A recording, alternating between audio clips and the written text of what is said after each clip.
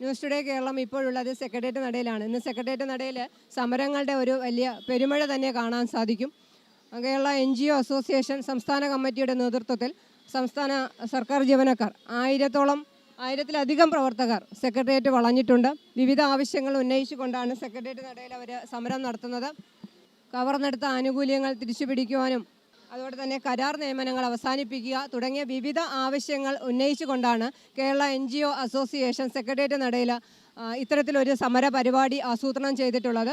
1000-ലധികം പ്രവർത്തകർ, സർക്കാർ ജീവനക്കാരായിട്ടുള്ള 1000-ലധികം പ്രവർത്തകർ കുറച്ച് മണിക്കൂറുകളായിട്ട് തന്നെ സെക്രട്ടേറിയറ്റ് വളഞ്ഞിട്ടുണ്ട്. കൂടാതെ മഹിളാ കോൺഗ്രസിൻ്റെ നേതൃത്വത്തിൽ 24 മണിക്കൂറുള്ള രാപ്പകൽ സമരം നടക്കുകയാണ്. ഇന്നലെ രാവിലെ 10 മണിക്ക് ആരംഭിച്ച സമരപരിപാടി ഇപ്പോഴും തുടർന്നുകൊണ്ടിരിക്കുകയാണ്.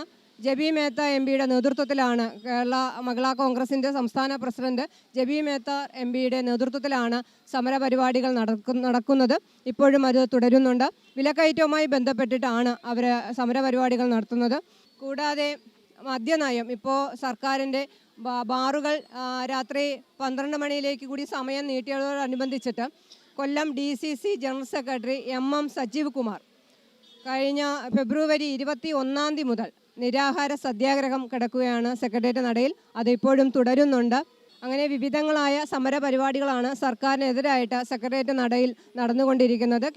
കോൺഗ്രസ് പാർട്ടിയുടെ നേതൃത്വത്തിലുള്ള വിവിധ പോഷക സംഘടനകളുടെ നേതാക്കന്മാരുടെ നേതൃത്വത്തിൽ വിവിധ ആവശ്യങ്ങൾ ഉന്നയിച്ചുകൊണ്ടുള്ള സമര പരിപാടികൾ സജീവമായിട്ട് ഇപ്പോൾ സെക്രട്ടേറിയറ്റ് നടയിൽ തുടരുകയാണ്.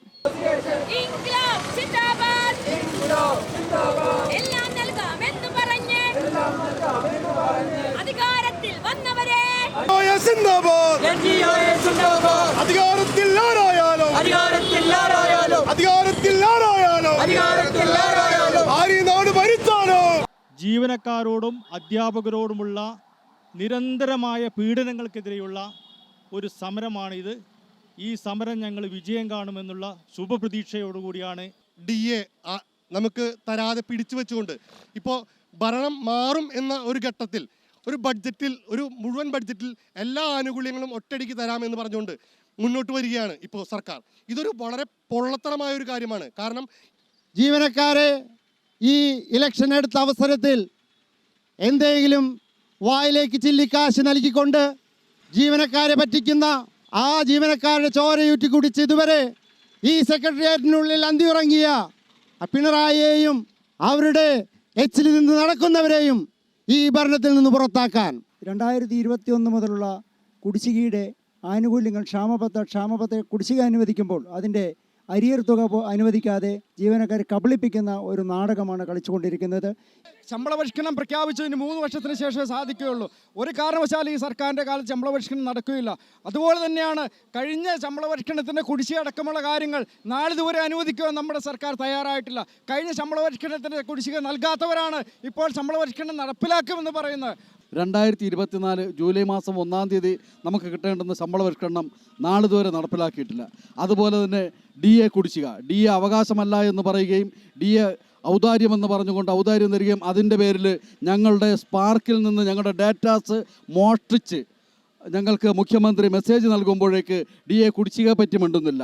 കേരള NGO അസോസിയേഷൻ സംസ്ഥാന കമ്മിറ്റിയുടെ ആഹ്വാനപ്രകാരമാണ് ഇന്ന് തലസ്ഥാനത്ത് ഭരണസ്ഥിരാ കേന്ദ്രത്തിന് മുന്നിൽ ഈ സെക്രട്ടേറിയറ്റ് വളഞ്ഞുകൊണ്ട് ഉപരോധ സമരവുമായി കേരള NGO അസോസിയേഷൻ്റെ സമരഭടന്മാർ കടന്നു വന്നിരിക്കുന്നത്.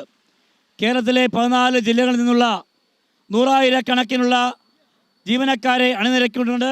ജീവനക്കാരുടെ തടഞ്ഞു വെക്കപ്പെട്ട ആനുകൂല്യങ്ങൾ, DA കുടിശ്ശിക, അതുപോലെ തന്നെ നമുക്ക് ലഭിക്കേണ്ട ശമ്പള പരിഷ്കരണം, മുൻ ശമ്പള പരിഷ്കരണത്തിൻ്റെ കുടിശ്ശിക ഉൾപ്പെടെ മെഡിസപ്പിലെ അപാകതകൾ ഉൾപ്പെടെ നിരവധിയായ ജീവനക്കാരെ ബാധിക്കുന്ന കാലിക പ്രസക്തിയുള്ള പ്രധാനപ്പെട്ട അവകാശങ്ങൾ നേടിയെടുക്കുന്നതിന്